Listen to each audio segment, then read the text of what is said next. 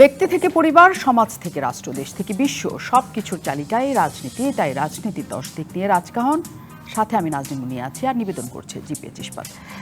প্রায় 3.5 মাস পর আজ রোববার ক্লাসে ফিরেছেন ঢাকা বিশ্ববিদ্যালয়ের শিক্ষার্থীরা। ক্লাসে ফিরতে পেরে আপাতত তাদের মনে স্বস্তি এলেও শিক্ষা প্রতিষ্ঠানে ছাত্র রাজনীতি নিষিদ্ধ এবং মব জাস্টিস নিয়ে চলছে ভেতরে বাহিরে তুমুল সমালোচনা।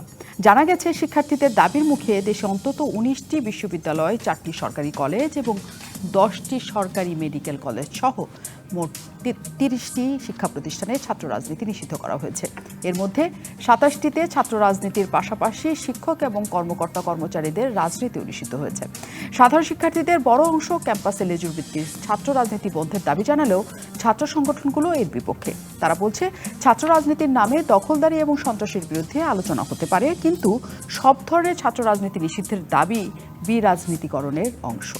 এদিকে রাজনৈতিক অস্থিরতা এবং ভারসাম্যহীনতার কারণেই মব কালচার মাথাচাড়া দিয়ে উঠেছে বলে অভিযোগ তুলেছে বিশ্লেষকরা। জানা গেছে, চলতি বছর জানুয়ারি থেকে জুলাই পর্যন্ত প্রথম 7 মাসে গণপিটুনিতে 33 জন নিহত হয়েছে। আর গত 5 আগস্ট শেখ হাসিনা সরকারের পতনের পর আজ পর্যন্ত 25 জনের বেশি মানুষকে পিটিয়ে হত্যা করা হয়েছে। রাজনৈতিক অস্থিরতাই কি এই মব কালচারের জন্য দায়ী? মব জাস্টিস নামে বর্বরতা, এই উৎসব বন্ধে ও ছাত্র রাজনীতি নিয়ে কী ভাবছেন রাজনৈতিক দলগুলোর পাশাপাশি ছাত্র সমাজ?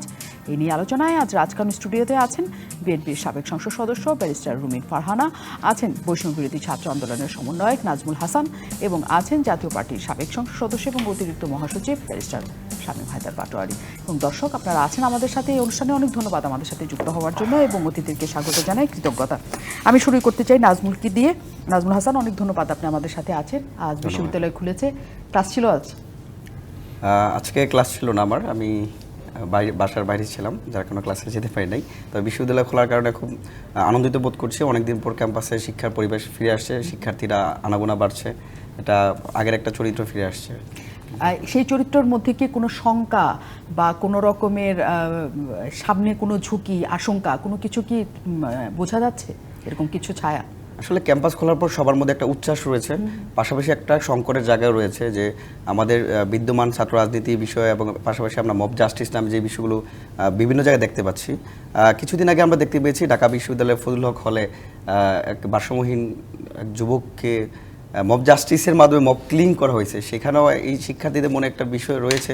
তো আমি মনে করি সকল প্রকার সংকটকে কাটিয়ে আমরা সম্ভাবনার দ্বার উন্মুক্ত করার জন্য নতুন করে প্রত্যেকটা বিশ্ববিদ্যালয় সাজবে, প্রত্যেকটা শিক্ষার্থীদের মনে সেই নতুন কোনো কিছু করার স্বচ্ছ পরিবেশে থাকার মতো পরিবেশ বিরাজ করছে আমরা মনে করছি।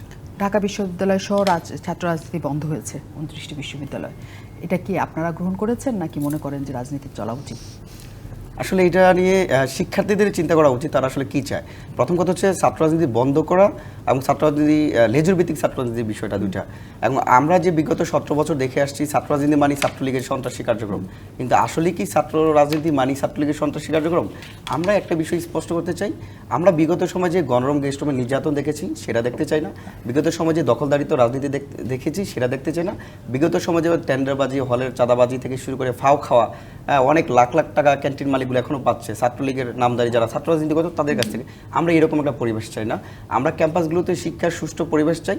আমি আমার যাকে ভালো লাগবে তার সাথে আমি কথা বলবো, কোনো একটা দলকে ভালো লাগলে কোনো একটা দলের ফিলোসফি যদি আমাকে টানে আমি তার সাথে মিছিলে যেতে পারি, এটা আমার একান্ত ব্যক্তিগত অধিকার। সেই অধিকার যেন থাকে সেরকম একটা পরিবেশ আমরা চাই।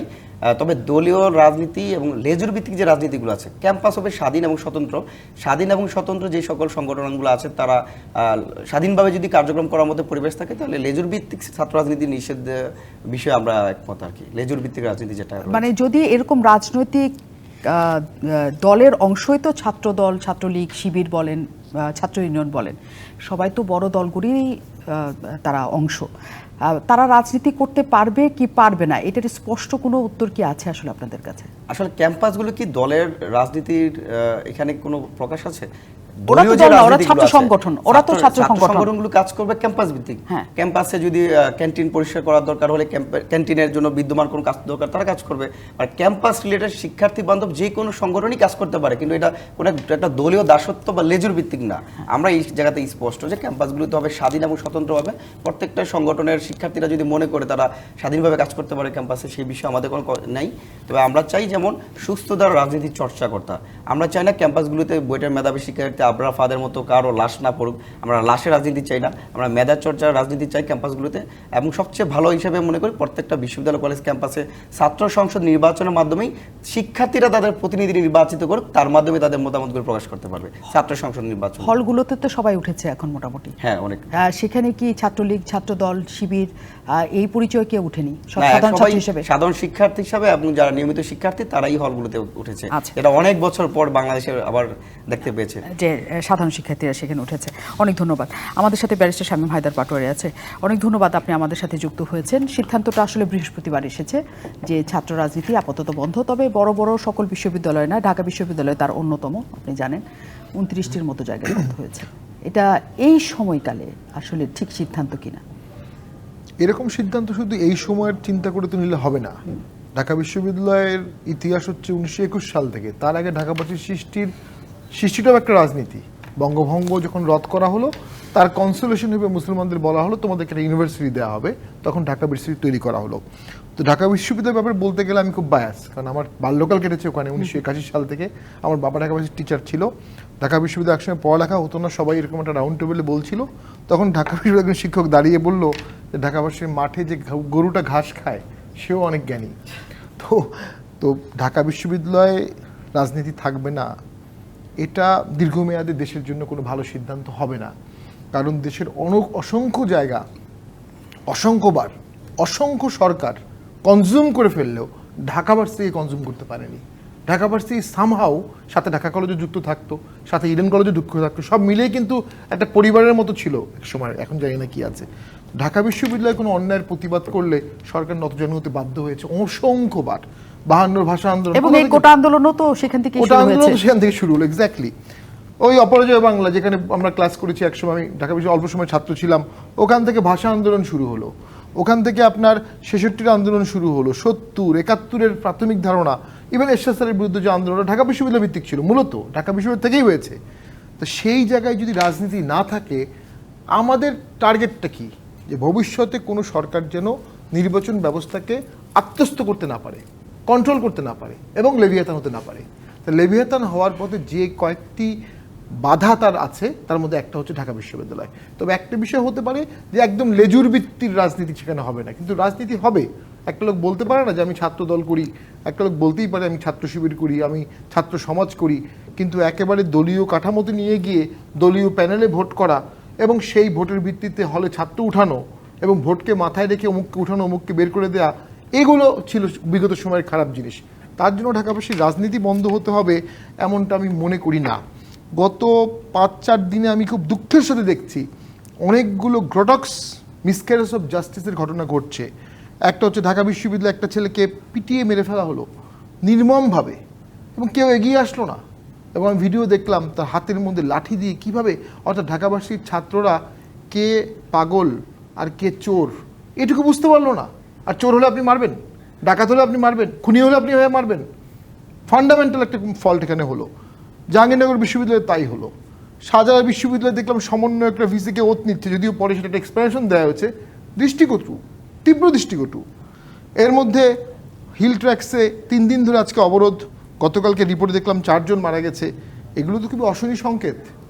দেশে 2 দিনে প্রায় 6-7টি অস্বাস্থ্যকর ঘটনা ঘটছে। আপনি মব জাস্টিস বললেন, মবের আবার কি জাস্টিস কিসের? মবের কোনো জাস্টিস নেই, এটা মব ইনজাস্টিস। এবং এই মুহূর্তে অর্ডিন্যান্স পাশ করে একটা সেকশন দেওয়া দরকার। বাংলাদেশে কোথাও কোনো মব যদি আইন হাতে তুলে নেয়, প্রচলিত আইনে তার ডাবল শাস্তি হবে এবং 3 মাসের মধ্যে তার সাজা হবে, তাকে অ্যারেস্ট করা যাবে। এটা যদি এই মুহূর্তে সরকার করতে না পারে, মানুষ এই মব জাস্টিস এবং এই হিল ট্যাক্সের ঘটনাও যেটুকু আমরা পড়েছি, এটা মোটরসাইকেল চুরিকে ওই মব জাস্টিস থেকে শুরু হলো। কিন্তু অর্থাৎ সারা দেশে মব জাস্টিস সো কল বা ইনজাস্টিস করা যাবে, করলে আপনাকে কেউ বাধা দিবে না। এটার যে একটা পাবলিক পারসেপশন চলে আসছে, এই পাবলিক পারসেপশনে অসংখ্য মব ইনজাস্টিসের ঘটনা ঘটছে। এর কারণে আমি মনে করি দেশের ল অ্যান্ড অর্ডার সম্পূর্ণ ভেঙে পড়ছে।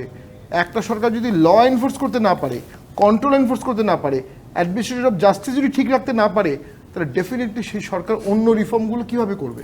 তাকে তো প্রথমে এটা করতে হবে। আমরা যদি 111-এর সাথে কম্পেয়ার করে দেখি, কোনোটাই কম্পেয়ার করা ঠিক না। 111 এন্ডিং ছিল আওয়ামী লীগ আসছে, এটার এন্ডিং আমার মনে হয় আওয়ামী লীগ ক্ষমতা আসবে এমনটা কেউ দেখছে না। কিন্তু 111 কিন্তু ডে 1 থেকেই কন্ট্রোল নিয়েছিল, ডে 1 থেকেই এমার্জেন্সি দিয়েছিল, ডে ওয়ান থেকে পুলিশ আর্মি সবাই ভয় পাচ্ছিল এবং পুরো দেশ নিয়ন্ত্রণে ছিল, সেখানে কোনো অরাজকতা ছিল না, অন্য ধরনের অরাজকতা ছিল। এবং আমি যেটা মনে করি এর মধ্যে নরেন্দ্র মোদীর সাথে ডক্টর ইউনূসের মিটিংটা হচ্ছে না, এটাও একটা খারাপ সাইন। আবার বাইডেন সাহেবের সাথে মিটিং হচ্ছে, এটা একটা ভালো সাইন, কিন্তু দুটো ভালো সাইনই দরকার ছিল। নরেন্দ্র মোদীর সাথে মিটিং না হওয়াটা ইঙ্গিতবাহী, যেটা পররাষ্ট্র উপদেষ্টা খুব বিনয়ের সাথেই বলেছেন যে টানাপোড়েন আছে, টানাপোড়েনের জন্য ইলিশ পাঠানো হলো, ইলিশ পাঠানোর পরেও মিটিংটা হলো না। তো এই বিষয়ে ভারতকেও সতর্কতার সাথে হ্যান্ডেল করতে হবে। বাংলাদেশের সাথে সুসম্পর্ক রাখা বাংলাদেশের জন্য দরকার, ভারতের জন্যও দরকার। অমিত শাহ যেমন একটি খুব বেশ কথা বললেন যে বিহারে বা ঝাড়খণ্ডে যদি বিজেপি সরকার আছে তাহলে সমস্ত অনুপ্রবেশকারীকে তারা ঝেঁটিয়ে বিদায় করবেন। কোথায় বিদায় করবেন? মানে কি বাংলাদেশেই আসবে? হ্যাঁ। তাহলে সেই থ্রেটটা আমাদের থেকে যাচ্ছে। আবার ওদিকে রোহিঙ্গাদের একজনকে ফেরত পাঠাতে পারিনি গত 45 দিনে, অথচ আরও অনেকেই পাইপলাইনে আসছে। 900 জন কুকি ইন্ডিয়াতে ঢুকেছে। তো সাউথ এশিয়া তো ডিএস্টাবলিশ হয়ে যাচ্ছে এবং বাংলাদেশ ভিকটিম হবে যদি আমরা এখন সতর্ক না হই, এবং যদি আমরা এখন একত্রিত না হই। এই 5 মিনিটের মধ্যেই যতগুলি সংকটের কথা আপনি শামীম পাটোয়ারি বললেন, এর বাইরেও অনেক কিছু একসাথে ঘটছে। অরাজকতা হচ্ছে কিনা দেশে, এটা আমরা শব্দটা এখন ব্যবহার করতে পারি কিনা সেটাও আমাদের এখন বুঝে শুনে বলতে হচ্ছে যে এটা অরাজকতা নাকি কিছু অস্থিরতা নাকি আসলে কি। আমি ব্যারিস্টার রুমিন ফারহানাকে সেই প্রশ্ন নিয়ে আসতে চাই। যে অবস্থা তৈরি হয়েছে, মানে বিশ্ববিদ্যালয়গুলিতে পিটিয়ে মেরে ফেলার ঘটনা, আমরা জানি যে এটা একটা মানে ভয়াবহ, আমাদের সবার মানে ভেতরটা কেঁপে উঠেছে যে এরকমও হতে পারে। 4 ঘন্টা যাবৎ মানে তার দিকে তাকানো যায় না, আসলে কোনো ভিডিও দেখা যায় না।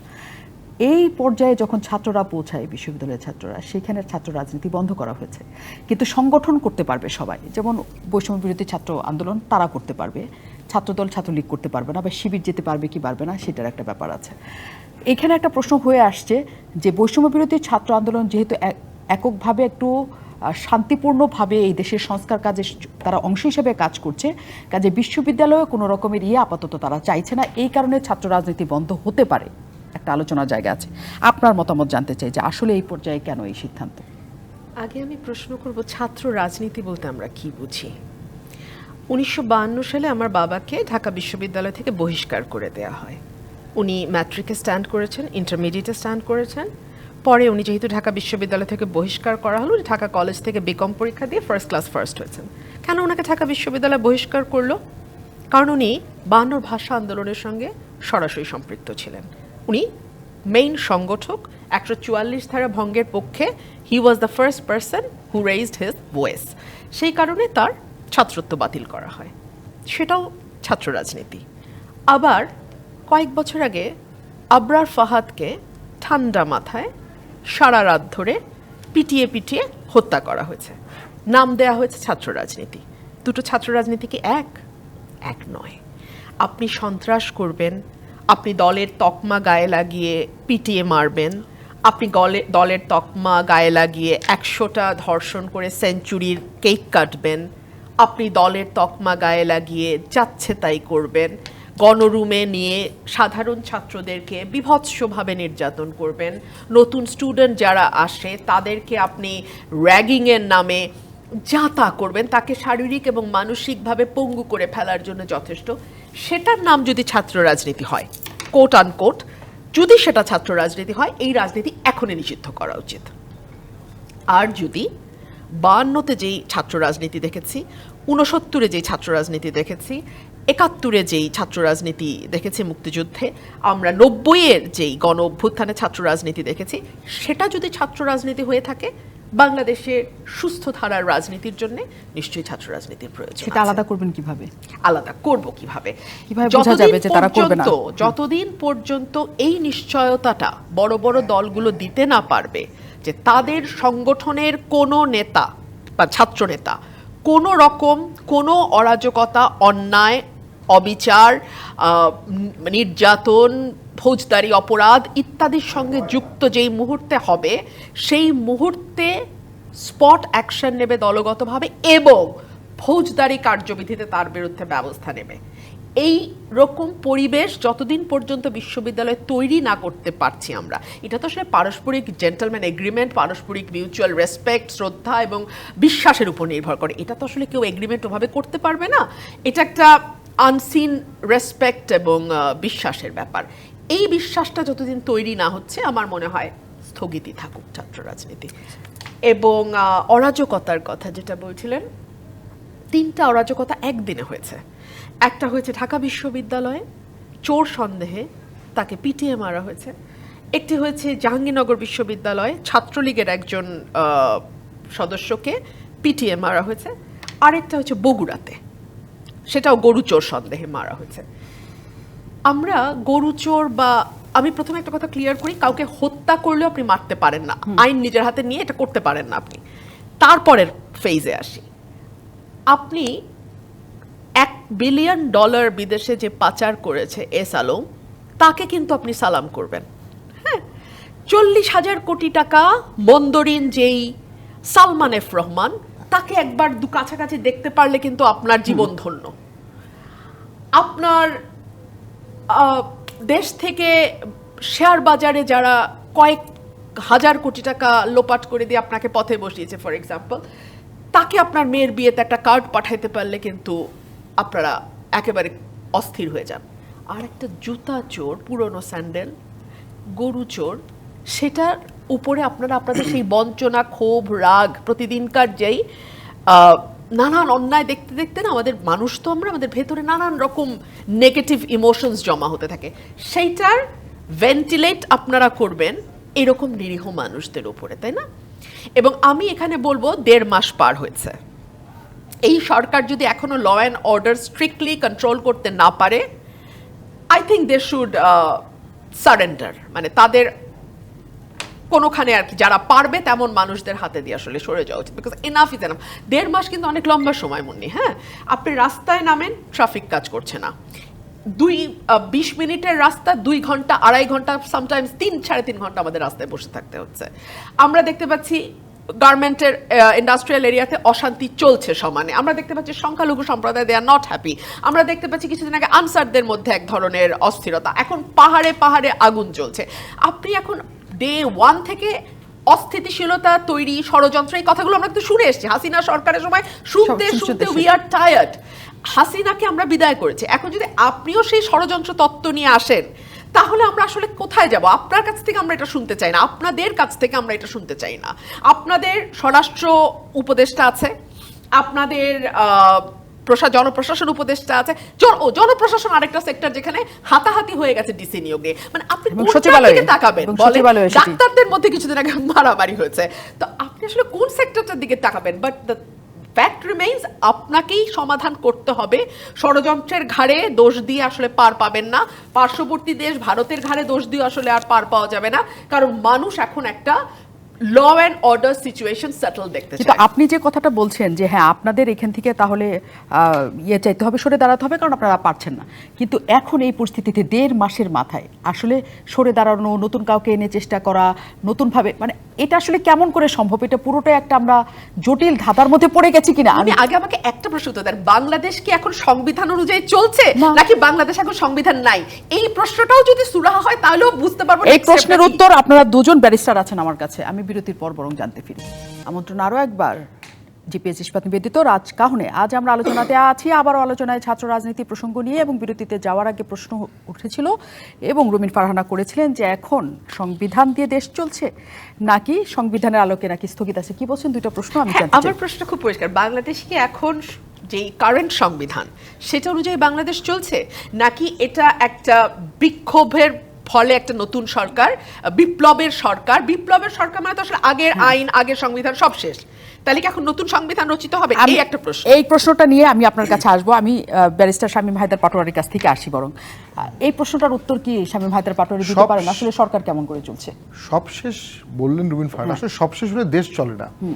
আমরা 72 সালে যখন, মানে 71 সালে যখন স্বাধীন হলাম, তখন একটা অর্ডিন্যান্স করা হলো, লস কন্টিনিউশন ইন অর্ডার 1972, অর্থাৎ 71 সালের আগের যতগুলো আইন ছিল যেটা বাতিল করা হবে না, সেটা অ্যাজ ইট ইজ চলবে। কারণ আপনি সব শেষ করলে তো একদিনে তো সব আইন করতে পারবেন না, দেন ধাপে ধাপে আইনগুলো চেঞ্জ হয়েছে। এখন আমাদের বর্তমান যে সরকারটি আছে, এটিকে আমরা বলছি অন্তর্বর্তী সরকার। অন্তর্বর্তী সরকার শব্দটা সংবিধানে নাই।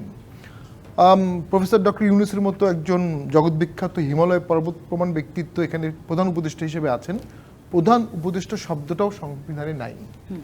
এবং রাষ্ট্রপতি অর্ডিন্যান্স জারি করছেন অ্যাকর্ডিং টু সংবিধান রাষ্ট্রপতি অর্ডিন্যান্স জারি করবেন on advice of prime minister, not on advice of chief adviser. তাহলে অর্ডিন্যান্সগুলো কার অ্যাডভাইসে জারি হচ্ছে? প্রবলেম হচ্ছে বিগত 15 বছরে গত আওয়ামী লীগ সরকার এমনভাবে সংবিধানটা তৈরি করেছে, আসলে কোনো পরিবর্তনই এই সংবিধানে অ্যাডাপ্টেবল না।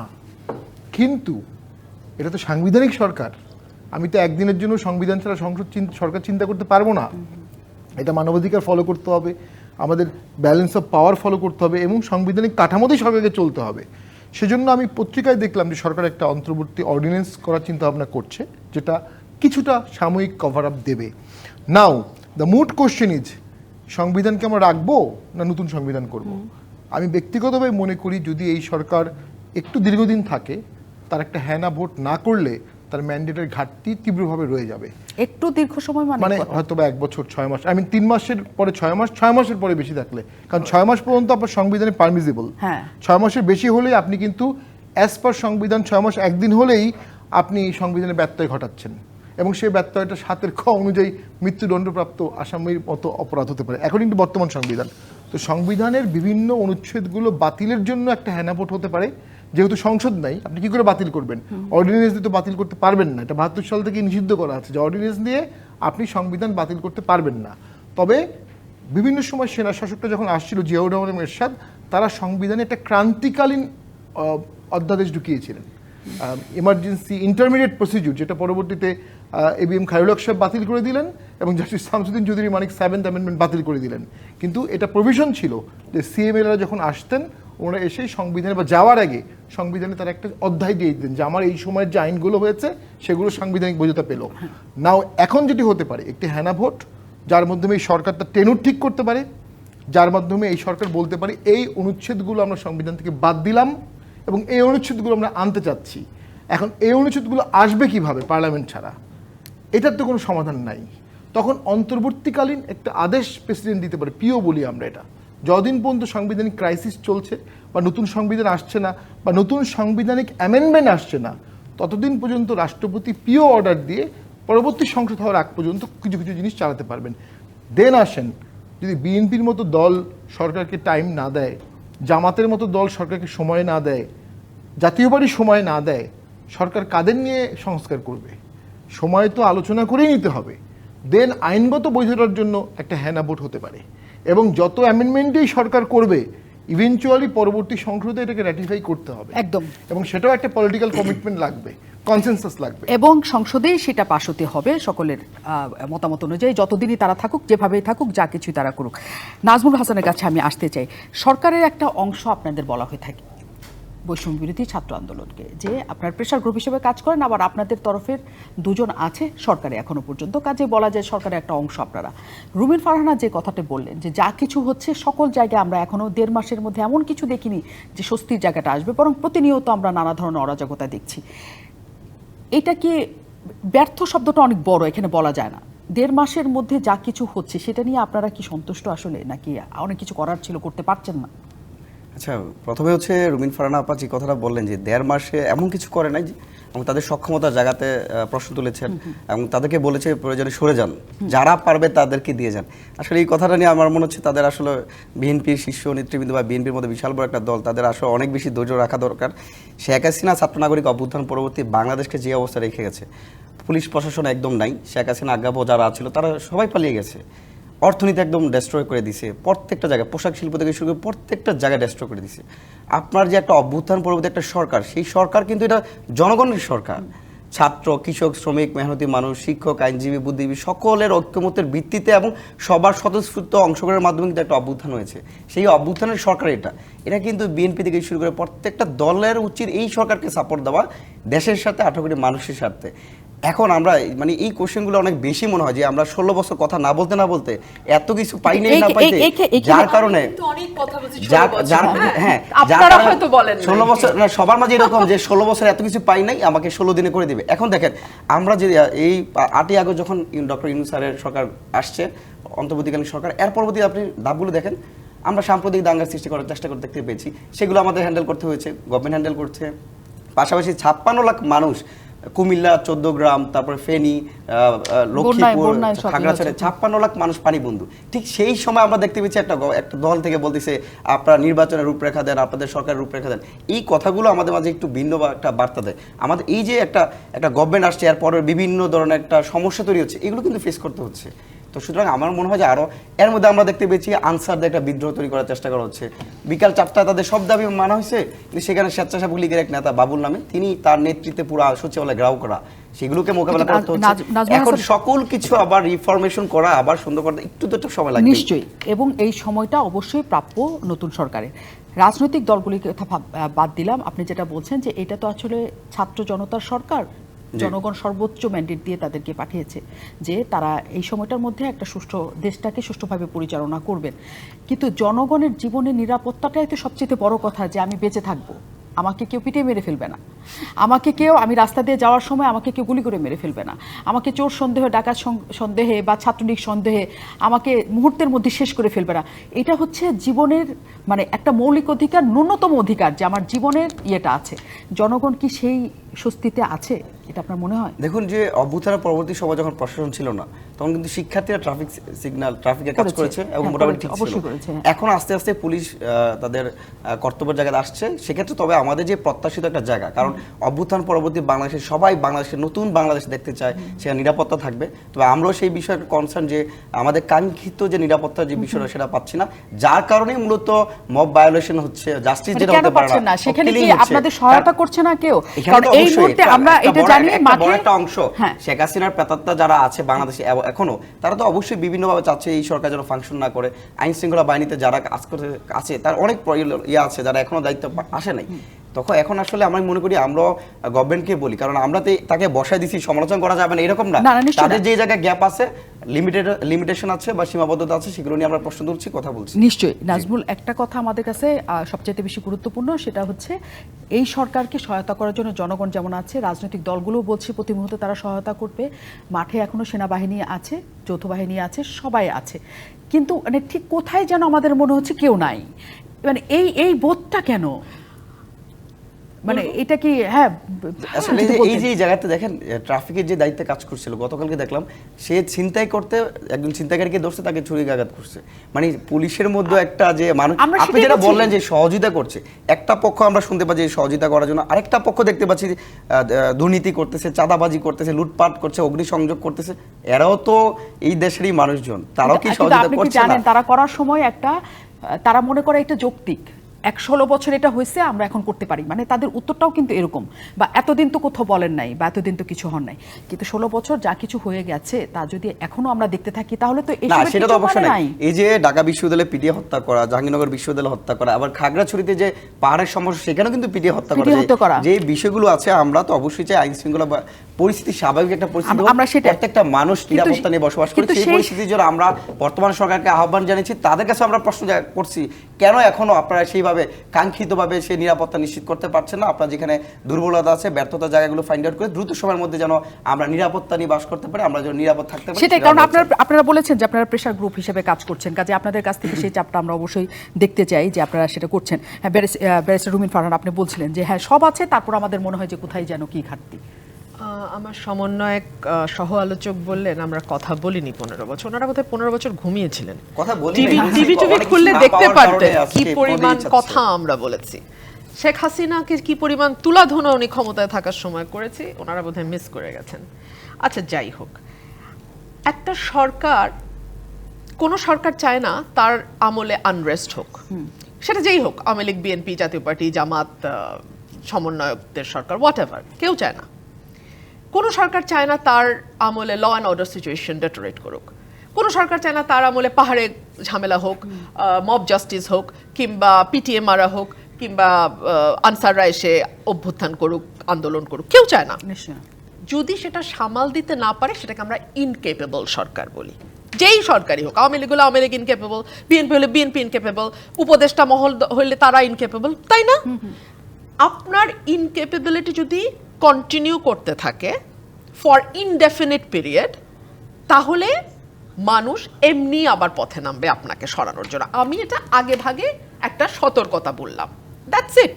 আমি আপনাকে এখন নামায় ফেলতে পারবো না, কিন্তু এরকম অরাজকতা যদি চলতে থাকে আর আপনি যদি সামলাতে ব্যর্থ হন, অ্যাটলিস্ট কড়াভাবে আপনি যে সামলানোর চেষ্টা করছেন সেটা এটাও দেখতে যদি হবে। আমি ফিল না করি, হ্যাঁ, তাহলে অটোমেটিক্যালি হাসিনার মতোই পরিণতি, এটা যেই থাকুক তারই হবে।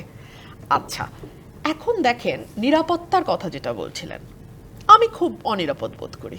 আমি কিন্তু আপনার সত্যি গত 20 বছর ধরে আসতেছি, আমি জীবনে কোনোদিন বলি নাই। আমি জানি না পাটোয়ারি নিরাপদ বোধ করে না, সে তো অবশ্য সাবধানে কথা বলে, ও করলেও খুব বেশি বলবে টলবে না, কিন্তু আমি অনিরাপদ বোধ করি। কেন বোধ করি? বিকজ আমি দেখি পুলিশ রিলাক্টেন্ট, আদৌ থানা ফোন ধরবে কিনা আমি জানি না, ফোন ধরলে কি হবে তাও আমি জানি না, এবং সবচেয়ে বড় কথা, আগে আমি জানতাম লীগের গুন্ডা পান্ডা এরা এটা করতে পারে, সেম ওয়েতে লীগও জানতো যে এটা ছাত্রদলের পোলাপান বা শিবিরের পোলাপান। এখন তো সবাই সমন্বয়ক, আমি তো ভাই কিছুই বুঝি না কে কি, যেই ফোন দেয় আমি সমন্বয়ক বলছি, ওরে বাপ রে বাপ। হ্যাঁ, মানে মন্ত্রীরাও এইভাবে এই টোনে কথা বলতো না, এখন সমন্বয়ক ভাইরা আমার যেই টোনে কথা বলে। সো এখন তো আমি ভাই ভিত্তির মধ্যে আছে, আমি কোথায় যাব, কার কাছে যাব, কোথায় বিচার যাব, কে বিচার করবে, কে আইনগত ব্যবস্থা নেবে, তাই না? আপনার যখন একটা পলিটিক্যাল গভর্নমেন্ট সরকারে থাকে, এখনো সাথে সাথে এই প্রশ্ন উঠবে, তাহলে কি আপনি এখনই আজকেই নির্বাচন দিয়ে কালকে ক্ষমতায় যেতে চান? আমি ভাই এগুলো কিছুই বলছি না, আমি একটা ক্ষুদ্র রাজনৈতিক কর্মী এবং বাংলাদেশের একজন নাগরিক হিসেবে আমি এইটুকুই বলতেছি, পলিটিক্যাল গভর্নমেন্ট যখন থাকে এবং সেই গভর্নমেন্টটা যদি নির্বাচিত হয়, তার একটা জব দিতে থাকে। তার হয় কি, আপনার গায়ের ব্যথা তার গায়ে বাজে। কেন?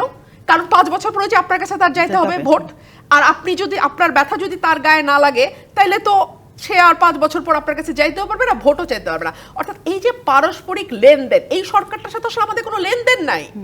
এই সরকার তো আমার মুখাপেক্ষী না, আমাদের মুখাপেক্ষী না, সুতরাং আমি বাঁচলাম না মরলাম তাতে এই সরকারের তো আসলে কিছু যায় আসে না। ঠিক ওই জায়গাটাতেই আমার মনে হয় এই পারস্পরিক বোঝাপড়া, পারস্পরিক দেয়া নেওয়ার সম্পর্কটা নাই বলেই এখন আপনিও নিজেকে মনে করতেছেন যে আমি কোথায় আছি বুঝতেছি না, আমিও মনে করতেছি কি হচ্ছে সেটা আমি বুঝতেছি না। কিন্তু এই জায়গাটাতেই তারা বলতে চায় 1.5 মাস ছোট সময়, কিন্তু রাজনীতিবিদরা বলেন যে 1.5 মাস অনেক কিছু ছোট সময় না। হ্যাঁ, এবং এই পরিস্থিতিতে ছোট সময় না। এবং মির্জা ফখরুল ইসলাম আলমগীর, বিএনপি মহাসচিব, তিনিও বলেছেন যত দেরি হবে তত দেশের জন্য ক্ষতি হচ্ছে। আমরা একটু বিরতির পর বরং সেই আলোচনাতে ফিরব। অনেক ধন্যবাদ দর্শক, শেষ মুহূর্ত পর্যন্ত সাথে থাকার জন্য। ব্যারিস্টার শামীম হায়দার পাটোয়ারি যে অনিশ্চয়তা, অনির্ভরতার কথা ব্যারিস্টার রুমিন ফারহানা বলেছেন, এইটা থেকে উত্তরণের কোনো পথ দ্রুততম সময়ে সম্ভব কিনা? উত্তরণ পলিটিক্যাল পার্টিদের সাথে আলোচনা করতে হবে। দেখুন, কালক্ষেপণ অন্যরা করতে পারে, সরকার থেকে আপনি করতে পারেন না। 45 দিন কেন, 45 মিনিটও গুরুত্বপূর্ণ। আপনি দেখেন শেখ হাসিনা ছাত্রদের প্রায় প্রতিটি দাবি কিন্তু মেনে নিয়েছে, একদিন পরে তখন কিছু ছিল না, একদিনই শেষ। পাহাড় আমাদের খুব প্রিয় জায়গা। আমি মনে করি বাংলাদেশের স্বাধীনতা, সার্বভৌমত্ব, বিচ্ছিন্নতাবাদ এখানে কোনোভাবে আমরা প্রশ্রয় দিব না। কিন্তু ওই যে বললাম একটা মব ইনজাস্টিসের নিদর্শন ওখানে গিয়েও জ্বলেছেন। এখন পর্যন্ত 72টা বাড়ি দোকানে আগুন দেওয়া হয়েছে। বাঙালি 78টা পাহাড়ি, 24টা বাঙালি, এবং 72 ঘন্টার ব্লকেট চলছে। সেনাবাহিনী দেশের স্থানভূমি এবং দেশের সার্বভৌমত্ব রক্ষার সর্বোচ্চ চেষ্টা করবে, কিন্তু এই ঘটনাগুলো খুবই ইঙ্গিতবাহী এবং এগুলোতে সরকারকে সর্বোচ্চ সতর্ক হতে হবে। এর মধ্যে সরকার আওয়ামী লীগের অনেককে অ্যারেস্ট করছে, করাটাই স্বাভাবিক, কারণ তারা বিগত 17 বছর ছিল।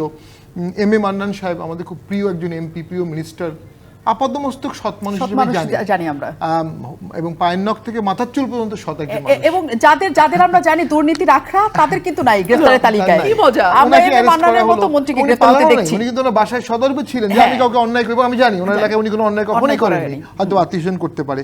আমাদের আরেকজন বন্ধু মানুষ সেলিম আলতাফ জর্জ, তাকেও আমরা খুব দৃশ্যমান কখনো দেখিনি, ওনাকেও অ্যারেস্ট করলেন। আওয়ামী লীগের দোষী ব্যক্তিকে অ্যারেস্ট করতে হবে, তবে আপনি ভুল মানুষকে অ্যারেস্ট করলে কিন্তু আপনি জনপ্রিয়তা হারিয়ে ফেলবেন, এবং মানুষ কিন্তু পুরো জিনিসটাকে একটা ফ্রেমে 111-এ আমি তখন মানে অ্যাক্টিং লয়ার শেষ করে দিচ্ছি, মতিয়া চৌধুরীকে অ্যারেস্ট করা যাবে কিনা এই নিয়ে তখনকার সেনাবাহিনী 10-12 বার মিটিং করেও শেষ পর্যন্ত সিদ্ধান্তে আসতে পারেনি। বলেছেন না, অনেকে অ্যারেস্ট করলে ইমপ্রেশন খারাপ হবে। নাও আমি মনে করি সরকারের প্রচুর আলোচনা করা উচিত, কারণ তাদের একটা অভিজ্ঞতার ঘাটতি আছে, এবং যারা উপদেষ্টা হয়েছেন তারা অনেকে অনেক অভিজ্ঞ, আবার অনেকে অনভিজ্ঞ, অনেকে রাষ্ট্র পরিচয় অভিজ্ঞতা নেই। এখন কি তাদেরকে আমরা শেখার সুযোগ দিয়ে দেশ ধ্বংস করে ফেলবো? তা তো না। তারা যারা অভিজ্ঞ তাদের সাথে কথা বলে অভিজ্ঞ নিয়ে নিতে হবে। শেষ। জি নাজমুল হাসান, একটু ছোট করে যদি কি করতে চান আপনারা প্রেসার গ্রুপ হিসাবে সেটা জানতে চাই। দেখুন, প্রথমে আরেকটা কথা বলছে যে সমন্বয়কদের সরকার, বিষয়টা এরকম না। বৈষম্যবিরোধী ছাত্র আন্দোলনের একটা সমন্বয়কদের সরকার এই কারণে, কারণ আপনারাই এই সরকারটা গঠন করেছেন। বৈষম্যহীন মেধাবীদের বাংলাদেশ বিনিময়ের লক্ষ্যে আমাদের আত্মপ্রকাশ হয়েছিল। পরবর্তীতে যখন আমরা দেখলাম আমাদের বাংলাদেশের প্রত্যেকটা পরতে পরতে অন্যায় অনিয়ম দুর্নীতি হচ্ছে, তখন মনে হচ্ছে শুধু কোটা সংস্কার না, দেশ সংস্কার করা দরকার। সেই জন্য আমরা এক দফা দাবি দিয়েছি এবং দেশের মানুষের সম্মিলিত প্রচেষ্টার বিনিময়ে শেখ হাসিনা সরকারকে উৎখাত করা গেছে। এই যে বৈষম্যবিরোধী ছাত্র আন্দোলন, আমরা কিছুজন সমন্বয়ক হিসাবে কাজ করছি, কিন্তু অনেক জায়গায় আছে সমন্বয়ক নাই, সাধারণ মানুষ নেতৃত্ব দিচ্ছে। এই ব্যানারের পিছনে ছাত্রদল থাকতে পারে, শিবির থাকতে পারে, ছাত্র অধিকার ফ্রন্ট অনেকেই থাকতে পারে, কারো মানে ক্রেডিট নেওয়ার সুযোগ নেই বা বাদ দেওয়ার সুযোগ নেই। বিষয়টা হচ্ছে এখন অনেকেই এটা আসলে ইচ্ছাকৃতভাবে সমালোচনা করার জন্যই শুধু এই সমন্বয়ক পরিচয় বিষয়টা, অনেকে মনে হয় এখন 1000-এর অধিক সমন্বয়ক হয়ে গেছে, কিন্তু আমাদের লিস্টে আছে 158 জন, সমন্বয়ক হচ্ছে 49 জন, বাকিগুলো যে সহ-সমন্বয়ক। সেই লিস্টগুলো আপনাদের দেওয়া হয়েছে, প্রকাশ্য করা উচিত। হ্যাঁ, দেওয়া হয়েছে, কিন্তু এই বিষয়গুলো কথা আলোচনা বলবে আসে না। ওই যে অজপাড়াগার একজন বলছে আমি সমন্বয়ক চাঁদাবাজি করতেছি, এটাকে একটা লিড নিউজ করা হচ্ছে, এটা আসলে দুঃখজনক। তো আমরা যেটা বলতে চাই, আমরা যে কাঙ্ক্ষিত বাংলাদেশ তৈরি করতে চেয়েছিলি, যেই বাংলাদেশের শিক্ষা ব্যবস্থা হবে আন্তর্জাতিক মানের, যেই বাংলাদেশের একজন পুলিশ সদস্য বা আইনশৃঙ্খলা বাহিনী রক্ষা কাজ করবে, দুর্নীতি কমিশন দায়িত্বে যারা থাকবে তারা দুর্নীতি করবে না, রক্ষকের দায়িত্বে যারা আছে তারা রক্ষক হবে না। সুতরাং আমরা এমন একটা বাংলাদেশ তৈরি করতে চাই যে বাংলাদেশের প্রত্যেকটা নাগরিকের প্রত্যক্ষ ভোটের মাধ্যমে তাদের জনপ্রতিনিধি নির্বাচিত হবে। সেই প্রক্রিয়ার জন্য যতদিন সময় লাগে আমরা চেষ্টা করব যত as soon as possible আপনার কাছ থেকে জানতে চাই, আমরা দ্রুত সময় রিফর্ম করে আমরা আসলে তারা দ্রুত সময়ে চায়, কিন্তু আপনারা বলেছেন যত দেরি তত ক্ষতি। এই রাষ্ট্র তো আসলে ছেলে খেলা না, প্রতি মুহূর্ত এখানে গুরুত্বপূর্ণ। আমি এই সরকারটিকে দূর থেকে, আমি তো ভেতরের না, দূর থেকে দেখে যা বুঝছি, তাতে আমার কাছে মনে হচ্ছে তারা মনে করছে অনেক সময় হাতে আছে, ধীরে আস্তে আগানো যাবে, তারা এখনো ঠিক শিওর না। দেখুন, এই অল্প কয়েকটা দিন এর মধ্যে আমরা দেখলাম ব্রিগেডিয়ার জেনারেল সাখাওয়াত সাহেবকে প্রথমে দেওয়া হলো স্বরাষ্ট্র, তারপরে উনি একদিনের মধ্যে উনি আবার চলে গেলেন অন্য আরেকটা উপদেষ্টা, এবং উনি বললেন যে রাখলে আছি, না রাখলে চলে যাব, একটা ধরনের অসন্তোষ। আমরা দেখলাম প্রথমে সংবিধান বিশেষজ্ঞ ডক্টর স্বাধীন মালিক, ওনাকে দেয়া হলো সংবিধান কমিশনের কাজ। একদিন পার না হতে যখন উনি বললেন যে সংবিধান যা আছে সেখান থেকেই সমাধান সম্ভব, সেটা পরিবর্তন হয়ে গেল। এবং ডক্টর আলী রিয়াজ, উনিও সর্বজন শ্রদ্ধেয়, কিন্তু কেন, মানে এই চেঞ্জগুলো তো মানুষের মনে প্রশ্ন তৈরি করে, এবং সরকারের ভেতরের অস্থিরতা, ছোট্ট একটি সরকার 12-14 জনের, সেখানেও যদি এত অস্থিরতা চলতে থাকে, তাহলে এই 18 কোটি মানুষের অস্থিরতা আসলে তারা সামলাবে কি করে? আর একটা বিষয়, যেই কাজের কাজটা তো আসলে রাজনীতিবিদদের, হ্যাঁ, এই কারণেই না রাজনীতিবিদরা যত সহজে একটা বিষয়কে হ্যান্ডেল করতে পারে, তারপরেও শেখ হাসিনা কিন্তু পারেন নাই শেষটা, একদম যত সহজে রাজনীতিবিদরা পারেন, আপনার ওই চেয়ারে আপনাকেই মানায়, ওখানে আমি গেলে ভুল ভালো হয়ে যাবে নিশ্চয়ই। এবং কিন্তু তারা যেহেতু সময় চাইছে, আমরাও নিশ্চয়ই দেখতে চাই তারা কি করতে চান, তবে দেখতে চেয়ে দেরি যাতে না হয়ে যায় সেটাই প্রত্যাশা সবার। সাথে থাকবেন রাজকাহনে।